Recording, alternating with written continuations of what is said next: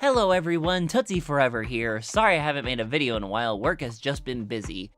Our story begins on the now debunked website BronySquare. It was basically Facebook, but for bronies, where you could talk to people, make friends, and just do stupid posts. I met a lot of my closest friends on there, who I'm still friends with today, but I also met this girl who seemed really interesting and we had a lot of similar interests. We started growing feelings for each other and eventually dated. Problem was, it was within 3 weeks of knowing her, which is not long enough to know if you actually like somebody or not. Anywho, we were both young, dumb, broken, and desperate, and we decided that it was finally time for us to meet face-to-face IRL in her home state of California.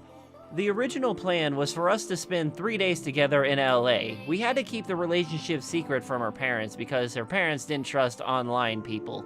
That should have been a red flag for me, but I didn't care. I went to 2 conventions this year, so I had to put in a lot of hours at my work and work a little bit of overtime just so I could afford to go see this girl that I thought I was in love with.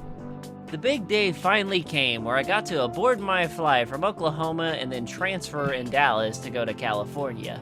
Problem was, I was sick a few days prior and I was sick while I was on the plane. I was able to make it to Dallas, but as soon as we were about to take off to go to LA, I got sick really bad on the plane and almost threw up. To make matters worse, this was during the Ebola scare, so they had to stop the plane on the runway and escort me out, which delayed the plane by 3 hours. I had to sit in the airport for about 6 hours until I could take another flight to LA. I remember I just kept saying to myself, this is gonna be worth it, I'm gonna spend time with her, and we're gonna have a great time, and this'll just be a big bad memory. When I finally got to LA, I had to get a rental car, but the problem is, the people I signed up with wouldn't give me one, so I had to argue with them to give me a refund, and so when I finally got my rental car, and I finally made it to my hotel, it was about 10 p.m., and to end the day, they gave me a smoker's room, and I don't smoke.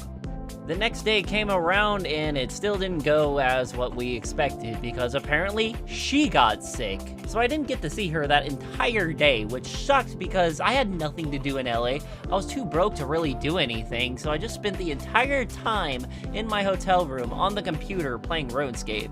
The very next day I woke up and we agreed that we were finally going to hang out today, but there was a problem. She stopped responding to my messages. She didn't answer any of my texts, she didn't pick up any of my calls. So at this point, I'm just starting to question, is this girl really worth it? Did she really just ghost me? What's going on?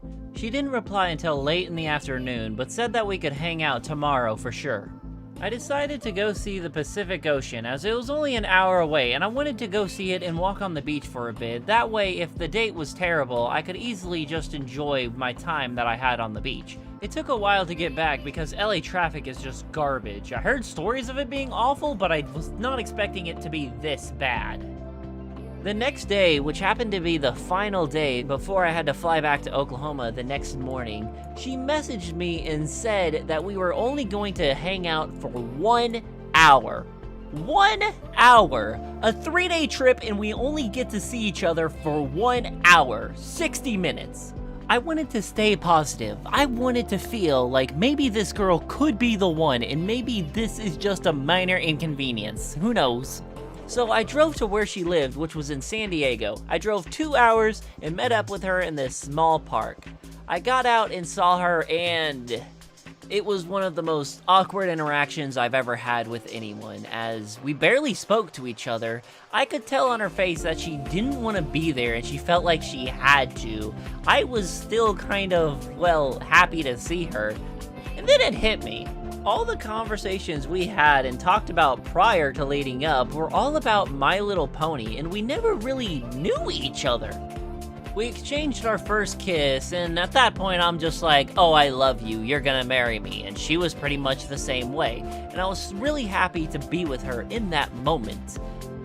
I went back home and she still showed affection for me, but 3 weeks after I met her and we had that encounter, I found out that she was cheating on me with someone else on BronySquare. And that's how this story ends, me with a broken heart. But I did learn a valuable lesson. Don't date on BronySquare, that place is awful. I'm Tootsie Forever, and thank you for watching.